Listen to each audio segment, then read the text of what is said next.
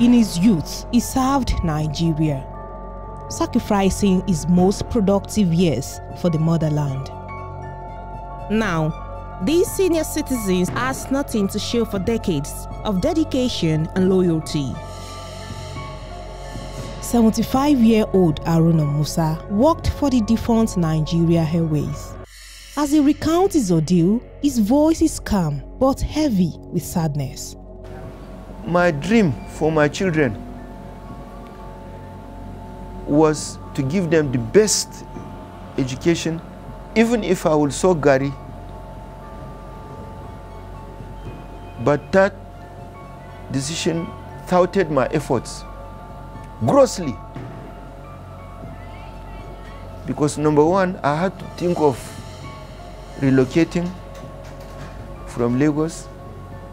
I had to squat to make sure that one of my daughter finished her primary school, so the transition to secondary school not be a problem. And one of them, I had to squat to manage to see that one of them too finish her nursery school first. What about those that didn't have that muscle amongst us? As a result, that's how some of our colleagues died. And that's how some had stroke. And that was the end of the family. In the present situation in Nigeria, or from the onset, can relations shoulder the responsibility of bringing up your children for you? So initially, pension fund administration in Nigeria was very problematic. People retire and then they are not able to access the funds. So there was a whole reform on the Pension Act. The whole idea was to rearrange that space so that pension will now be contributory. There's something the employer gives on behalf of the employee, and there's something that government pays. PENCOM, the administrative agency that is responsible for Nigeria's pension space. Now the idea is that when people work for the government, it's certainly expected that at some point they'll be retiring. Now the way the idea of pension is to ensure that while these people are working, they are saving something that they can use after retirement. I was a chief purser with Nigeria Airways for 29 years, and along the line there was a time all the fleets of presidential aeroplanes were under Nigeria Airways, both maintenance and operational, all operational aspects, crewing and maintenance. So right from 1977, we were not laid off. Liquidation was the last option on International Finance Corporation's recommendation, because federal government consulted with IFC. IFC submitted a report, but we didn't know whether somebody just woke up and decided for the last option, because even with 500 staff, Nigeria Airways would have survived. Liquidated, is it good, a good word to liquidate a human being? Over 5,000 staff. And as at then, we were told to go home. But we protested because our colleagues in the advanced countries were paid off as per the requirement. They followed the rules because they didn't want any legal issue with any country. And airline business, being an international business, they have to follow the law. So they settled. Our expatriate staff were paid off. But it was after a legal tussle, because our lawyers to our union representatives filed a case for us. So we filled a form that we are not laid off because we are a parastatal, like any parastatal, and federal government took over the responsibility of paying us off because it's federal government that liquidated the airline, gave the receivership of the liquidation to a receiver. So they claimed that the assets of Nigeria Airways could not offset our entitlements. So that negotiation between the receiver and the federal government had to arrange to pay us, and that's what made our case to be alive up to now. If not, we could have been forgotten.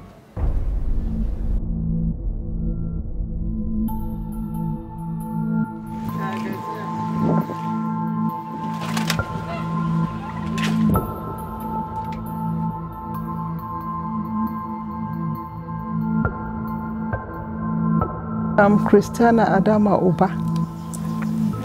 I am the National Gender Officer of Nigerian Union of Pensioners Contributory Pension Section. I retired in 2015 from the Budget Office of the Federation. At the inception of this contributory pension, I was the Departmental Pension Officer in MOD, Ministry of Defense. Then I asked them so many questions as to how effective this thing is going to be to us. You know, a lot of civil servants, as of today, don't know what we are passing through. They don't even know how evil this contributory pension is. Just like we then. I asked them, and the answer they gave me was that because of the flaws that they saw in the defined benefit pension scheme, that is why they now brought in contributory pension, that the civil servants will contribute and government will contribute to make it easier for civil servants. That once the person is retiring, that very day you are retiring, they will give you your check and everything. It was a deceit. And I believe God will not find it funny with those people that put us into this mess. When one is retired, is a condemned criminal. That is what we are today. You can see me, you can see.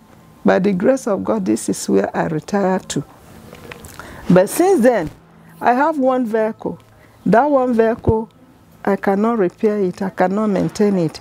So by God's grace, my daughter came and picked it to a mechanic. Up till now, it's not returned. Thank God you said you were coming. That was why I agreed, because if it is for me to come and meet you somewhere, I cannot. I don't have even 500 naira in everything I have. Since then, these people took us for granted. When I retired, it was tug of war for me to get half of about 15 point something million was my total. And I had to struggle with them before I got 7 million. And then the balance, I now took annuity and entered into One Chance, this African Alliance. A copper that served in my office, in Budget Office, was the one that introduced me to One Chance. And imagine, since May, they have not paid me and all the others. So they said that they are going to invest our money. And then it is all false. It is, what other term will I use to describe this thing? It is scam. I'm telling you the truth. You know, I have a cataract in these eyes.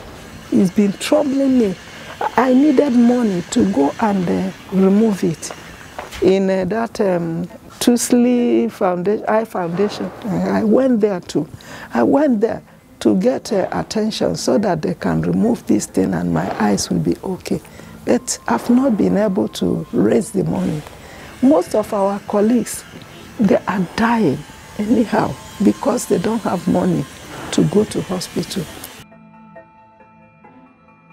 The situation is so bad. I have 2 sons that have finished university, you know. They served 2016, 2017. Up till now, they don't have job. It is still that little money they are paying us a pension that all of us will eat. Immediate family. You see now, the boys are not working. They are not working. They don't make money. Oh, every effort they make, nothing is coming out. I have another daughter that is working with the federal government from end of Abuja to another end of Abuja. That's where her office is. From Day to Karshi. That's where her office is. And she lives in Day. So the transport alone takes all her salary that she cannot give us a cup of water. It's too difficult. And we don't even call her because we know the situation she's passing through. So the situation is very, very hopeless. You see? How am I being? Look at, I used to have an NGO that was to be teaching reading because I came from education and I have a call in education. Even in the dreams, I will be shown things. How, if you go to primary schools in our FCT here, let me just forget about other areas. In FCT here, you will cry for Nigeria. I used to, because I was asked to be going to those primary schools, to be doing volunteer teaching, to be helping the pupils so that they can learn how to read. Do you know in our primary schools, you go there, you see primary 6 pupils that cannot identify alphabets. So that thing pained me so much that I now formed this NGO. That's the office I showed you inside there. That was what I put my money into when I started. I had an office in Dako so that from there I go to schools. I bought books to share to pupils and teachers so that they will learn introductory reading so that pupils can read, you know. But by the time my money finished, I became handicapped. I had to vacate the office. The computers are here. My books are what you saw in that room there. So nothing, all effort, every effort I made to get things, because I cannot sit in a place not doing anything. I'm not made like that. So I find it difficult to go out. Even now, I don't have 10 naira to move out, nothing.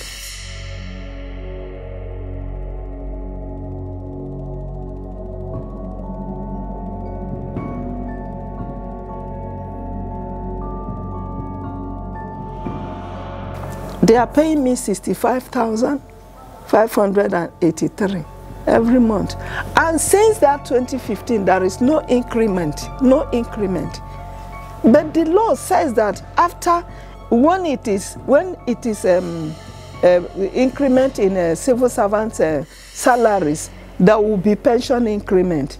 They have done for the DBS people, even the NNPC people, they have done for theirs. But our own, nobody is speaking for us. So they take us for granted.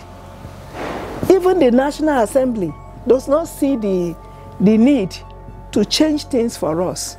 Some of our members are collecting less than 20,000 naira as pension. I'm telling you the truth. So why?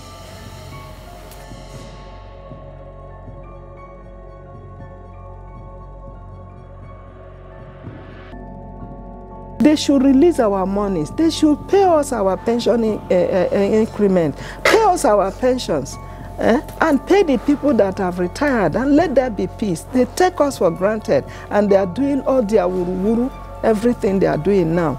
That is not leadership.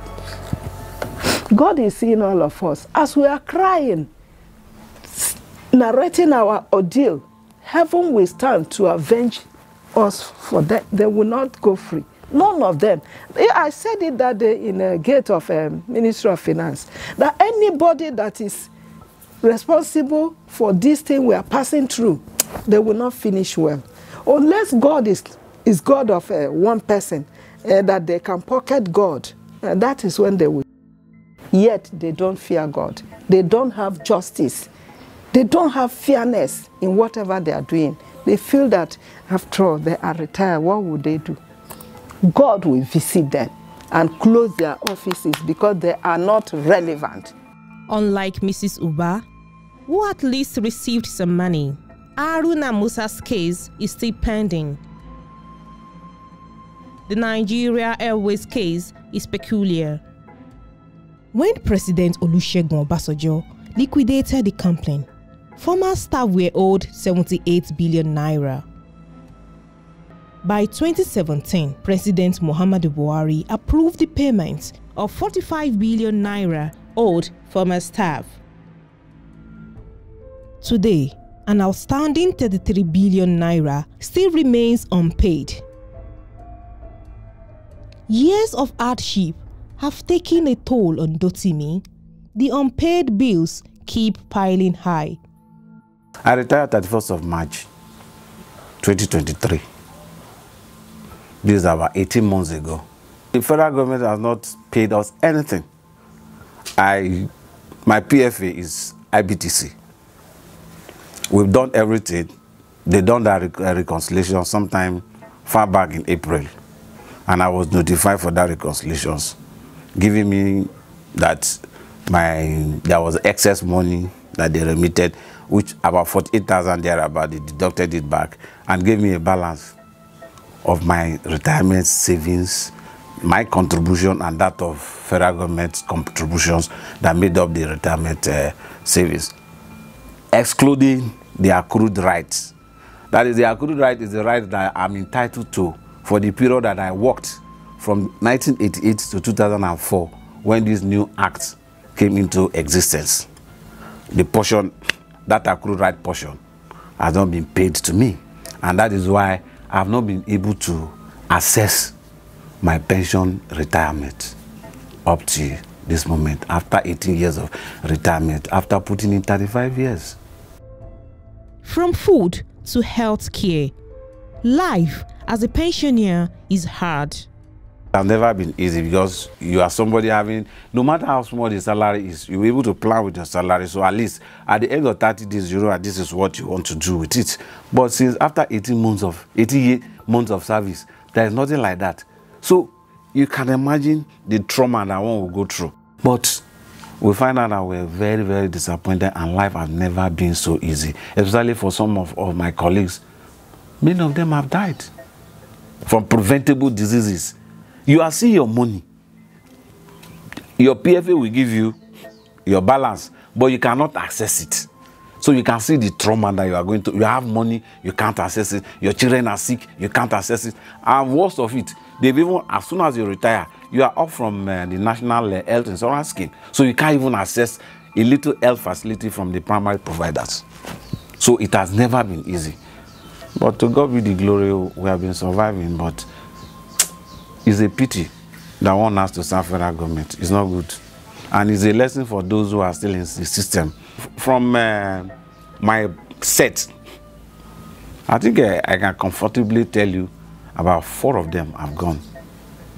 And some are still in critical conditions that you cannot, they can't, basic paracetamol, they can't buy it, my sister. They can't buy it because there is no money to buy it. The law is obnoxious. That law is wicked. That law is, they may have a good intention, to say, with the law, but then the implementers of that law are wicked. For example, now, I serve as an accountant to assistant director's position. And you are not telling me after 35 years in service that I cannot manage my fund, that you give me a peanut and then you now manage the other fund. And then at the end of the day, you'll be giving me a piecemeal as a monthly pen. Give me my money, I know what to do at the stock market and trade with it. And let me just manage my fund.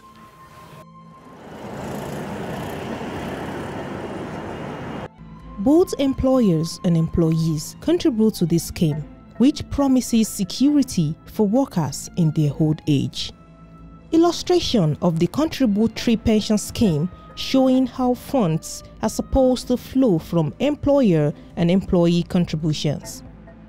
But the transition from the old defined benefit scheme to the new contributory pension scheme has not been smooth.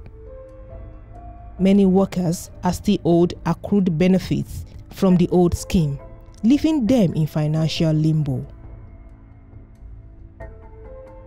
Pension fund administrators became very important. In other words, they are, as their name implies, pension fund administrators. So the contributions go to these people. Now, but the concept is that the employee has the right to choose who he or she wants to be her pension fund administrator. So by the time the person retires, they have access to that pension fund. So the entire idea about the PENCOM and PFAs is to ensure that there's a healthy management of the pension space to avoid what was the characteristic of retirees in the past, whereby they retire but having access to their fund is very problematic. In fact, sometimes government will not have the money to pay them when they retire. Yet, even retirees from 2023 have not been paid their dues. Aliyu, a pension administrator, offers insight into the challenges of the system. Well, in as much as it's evolving and is an ongoing concern, I think there's need to continuously review the PENCOM, because if you look at the RSA retirement saving accounts, discover that there are a lot of conditions. The first condition is that when you have to leave your work before you are 50, there's a level you can only access 25% of it, which sometimes, you know, why can't you access 50%? And if you eventually retire maybe above 55, you still cannot access everything. It becomes a problem. I recall before, you cannot change your PFA. But now I think with the new law, we've been able that you can port. Let them use that language. You can move from one to the other. So we want them to also continuously move into that direction to make sure it's to the benefit. In as much as it's helping government to also have money to use, we the workers also want to benefit from our pension. Do you want us to die before we can access the fund? And I think when you retire, to collect 50% is too small. They can jack it up to like 75 to 80%. And eventually, if you lost your job, which is rampant in Nigeria, now you may need to collect that money to do businesses. This is what they need to consider. I think it should be reviewed. For Haruna Musa and many others like him, the fight for their pension continues as they grow older. The question remains, how long can they wait?